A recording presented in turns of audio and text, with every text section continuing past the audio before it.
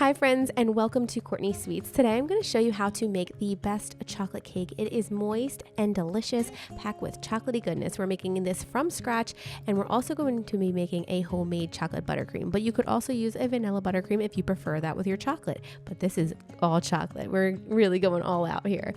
So now I'm using 1 cup of milk. You can use non-dairy milk as well. This is a oat milk, and then I'm using a tablespoon of vinegar to make a faux buttermilk. Then we're going to go ahead and use a 1/2 cup of vegetable oil. You can use any neutral cooking oil. You can even use avocado oil. Just make sure it doesn't have a strong flavor because you will taste that in your cake. Then we're going to go in with some vanilla extract. We're using 2 teaspoons. You want to make sure you're using a good quality extract. We're going to use 2 large eggs. Do not use medium. Do not use extra large. We're going with 2 large eggs. And I will say eggs have been varying in size lately, so that is something that is a concern.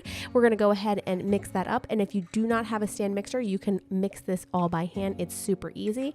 Then I'm going to take that faux buttermilk after it sits for 5 minutes and put it into our egg and vanilla mixture with the oil and give that another good whisk and make sure everything is just really incorporated. We're going to take our sugar. I'm using 2 cups of granulated sugar, and we're going to add that to a bowl. I like to use metric units instead of actual measuring cups, so you can find that on the site as well. I have it all printed out. And then we're going to do 1 3/4 cups of all-purpose flour, 2 teaspoons of baking soda, and 1/2 teaspoon of baking powder. And then we're also going to use 1/2 teaspoon of salt and 3/4 cups of unsweetened cocoa powder. All these ingredients are listed on my website. If you want to click down below, I will link that. And then we're going to really make sure that we use our fork or even a whisk to get any clumps out, and then we're going to add that dry mixture to the wet mixture in our stand mixer. Again, if you do not have a stand mixer, you can mix this by hand, and I like to mix this really quickly because now we're going to add in some hot coffee, and I don't want that hot coffee to cook the eggs, so I kind of little bit of mixing before I do that. And this will be a runny batter, so you're going to be like, why does it look like soup? It is completely normal. Do not panic. It is going to be runny, but it will be nice and moist and perfect. So don't fear, promise. You want to give the bowl a scrape down. Then we're going to take 2 8-inch cake pans, and then I'm going to use some butter to actually grease that pan. And then I'm going to use, this is just an air fryer liner, parchment paper liners, and I put that at the bottom so my cakes come out super easily. And the butter I used on the pan was actually a non-dairy butter, so they came out beautifully. I filmed it, and for some reason it didn't save, so that stinks. But here we go. We're going to make the buttercream now.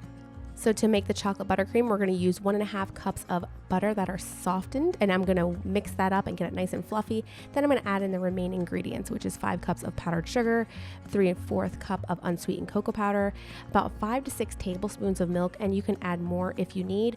You'll see that I actually tried and used my spoon to see how spreadable it is. I want to make sure it's nice and spreadable. And then we're also using 2 teaspoons of vanilla extract, and I feel like it's a little too stiff, so I'm going to go in with a little bit more oat milk. Again, if you use regular milk, go ahead and use regular milk. We have an allergy in our home, so I did test this recipe now with allergy-free ingredients for my son.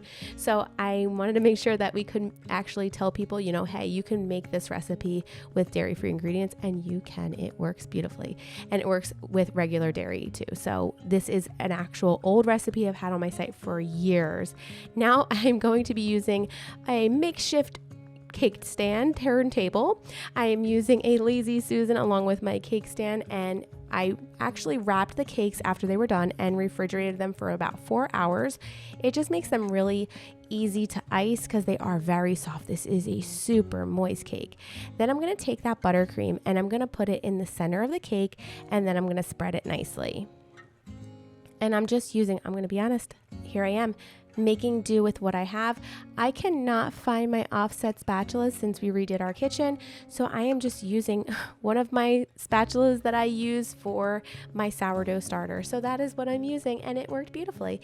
I mean, could it have been better with a offset spatula? Absolutely.